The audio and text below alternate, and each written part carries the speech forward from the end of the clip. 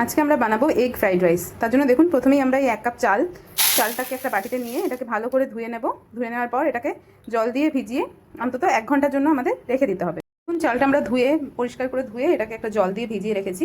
এটাকে আমরা এবার ঢেকে এটাকে ভিজতে দেব। উপকরণগুলো আমাদের যেগুলো লাগবে তার মধ্যে আছে বেশ খানিকটা সেদ্ধ করা বয়েল কর্ন, তার সাথে লাগবে কিছুটা গাজর, রসুন, লঙ্কা, পেঁয়াজ, আর আমরা কিছুটা পনির নিয়ে নিয়েছি, তার সাথে একটা ডিম আর কিছুটা গোলমরিচের গুঁড়ো, আর এর সাথে আমাদের লাগবে একটু সয়া সস। তো চলুন দেখে নেওয়া যাক আমরা কিভাবে রেডি করি আজকের এগ ফ্রাইড রাইস। এতে কিছুটা জল বসিয়ে দিয়েছি, জলটা একদম ভালোভাবে ফুটে গেলে তারপর আমরা ভিজিয়ে রাখা চালটা দেবো আর সাথে কিছুটা লবণও অ্যাড করব। দেখুন জলটা খুব ভালোভাবে ফুটে গেছে। এবার আমরা যে চালটা ভিজিয়ে রেখেছিলাম সেই চালটা থেকে জলটা ঝেড়ে নিয়ে এই চালটা আমরা দিয়ে দেবো এই ফুটন্ত জলের মধ্যে। অবশ্যই জলটা ফুটিয়ে নিয়ে তবেই চালটা দেবেন, নয়তো ঝরঝরে যে ভাতটা আমাদের দরকার ফ্রাইড রাইসের জন্য সেটা হবে না। এবার আমরা এর সাথে কিছুটা লবণ অ্যাড করব।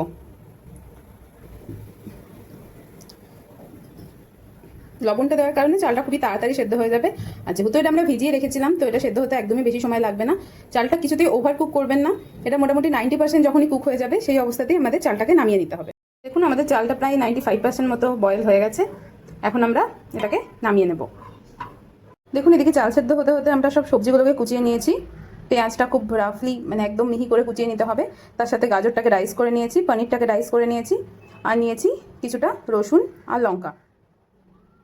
আমরা এই যে ডিমটা যেটা নিয়েছিলাম ডিমটা ভেঙে ডিমটার একটা ভুর্জি তৈরি করে নেব। চুলায় একটা প্যান বসিয়ে সামান্য পরিমাণ তেল আমরা এর মধ্যে দিয়ে দেব। তেলটা ভালোভাবে গরম হয়ে এসছে। এবার আমরা যে ডিমটা ভেঙে রেখেছিলাম সেই ডিমটা এর মধ্যে অ্যাড করব আর দিয়ে দেবো কিছুটা সামান্য লবণ। এবার এটাকে ভেঙে নিয়ে পুরোটাকে একসাথে খুব সুন্দর করে মিশিয়ে দিতে হবে। আমরা গ্যাস অফ করে এটাকে কিছুক্ষণের জন্য নামিয়ে রেখে দেব।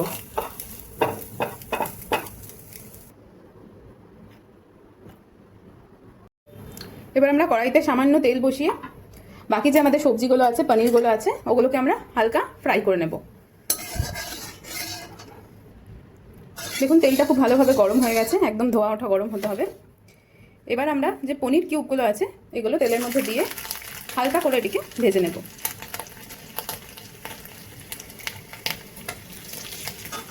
খুবই হালকা করে এটাকে ভেজে নিতে হবে, একদমই ব্রাউন করার দরকার নেই। খুবই হালকা ভাজা হয়ে গেলে এটিকে আমরা তুলে রাখবো।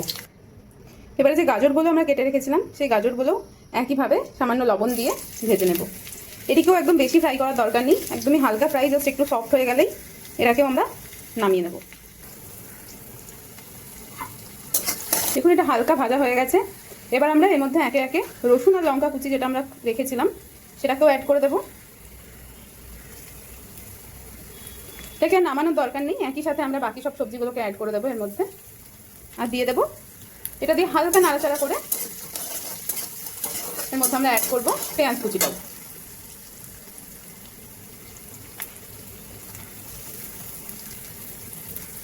ইতিমধ্যে একটা খুব সুন্দর গন্ধ বেরোতে স্টার্ট করে দিয়েছে। এই রসুন আর পেঁয়াজ ভাজার যে স্মেলটা জাস্ট অপূর্ব।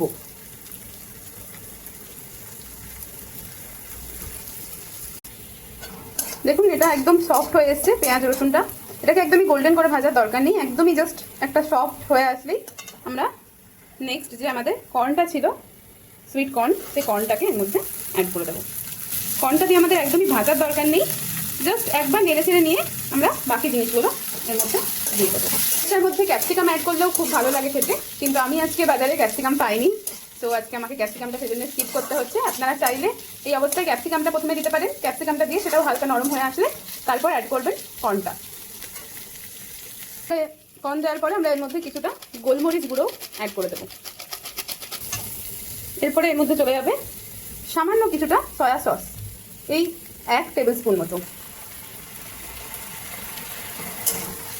সয়া সসটা দিয়েও আরেকবার খুব ভালো করে এটাকে নাড়িয়ে নিয়ে এরপর আমরা যে রাইসটা সেদ্ধ করে রেখেছিলাম সেটিকে এর মধ্যে দিয়ে দেবো।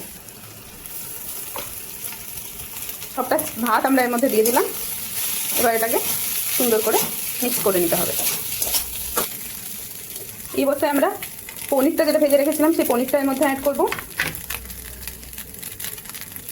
আর যে ডিমের ভুর্জিটা আমাদের বানানো ছিল সেই ডিমের ভুর্জিটাও এর মধ্যে অ্যাড করে দেবো।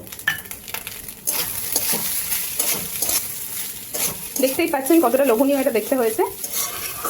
এবার আমরা এর মধ্যে সামান্য একটু জলের ছিটা দিয়ে এটিকে জাস্ট 2-3 মিনিটের জন্য কুক হওয়ার জন্য, যাতে সব সবজির যে ফ্লেভারটা আছে সেটা যাতে রাইসের মধ্যে ঢোকে, সেজন্য জাস্ট অল্প জলের ছিটা দিয়ে এটাকে 2-3 মিনিটের জন্য কুক হতে ছেড়ে দেবো।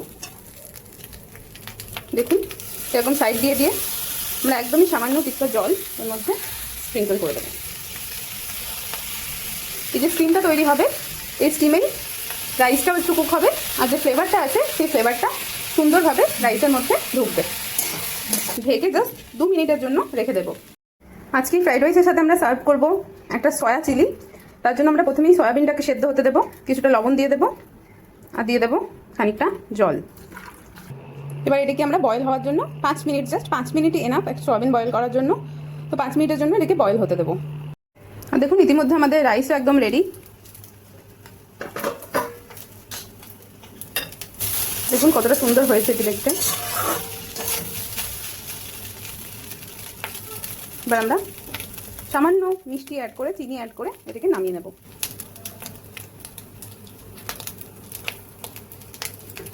খুবই সামান্য চিনি লাগবে। এটাকে দিয়েও আবার একবার ভালোভাবে নাড়াচাড়া করে আমরা গ্যাস বন্ধ করে দেব। পরিবেশনের জন্য একদম রেডি। এর সাথে আমরা পরিবেশন করবো আজকে সয়া চিলি।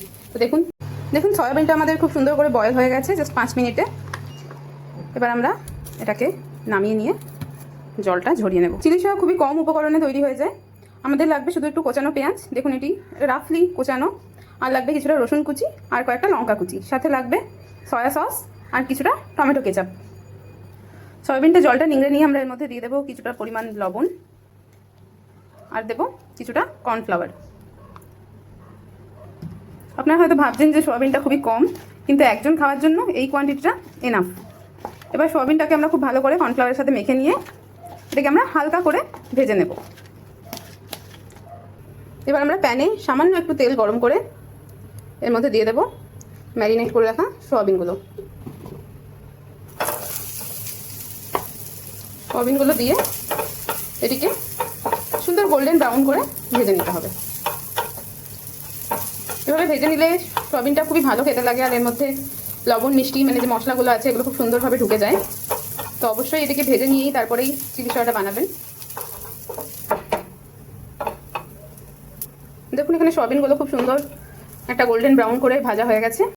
এবার আমরা এই সেম প্যানে আরও সামান্য কিছুটা তেল অ্যাড করব, 1 চামচ মতো। প্রথমে রসুন কুচি,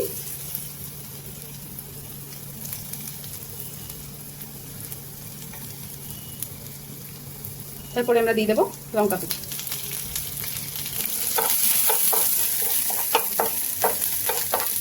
এটি একটুখানি ভাজা হয়ে গেলে এবার আমরা দিয়ে দেবো কেটে রাখা পেঁয়াজটা, সামান্য পরিমাণ লবণ।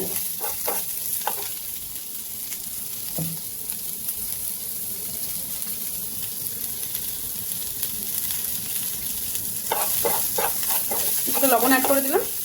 এবার আমরা এটাকে হালকা একটু ভাজা ভাজা করে নেব।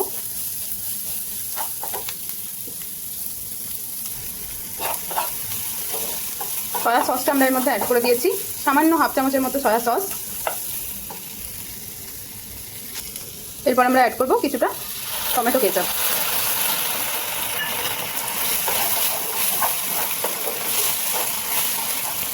সামান্য একটু ভাজা ভাজা হয়ে গেলে এবার আমরা যে সসের বাটিটা, সেই বাটিটা ধুয়ে একটুখানি জল অ্যাড করে দেবো।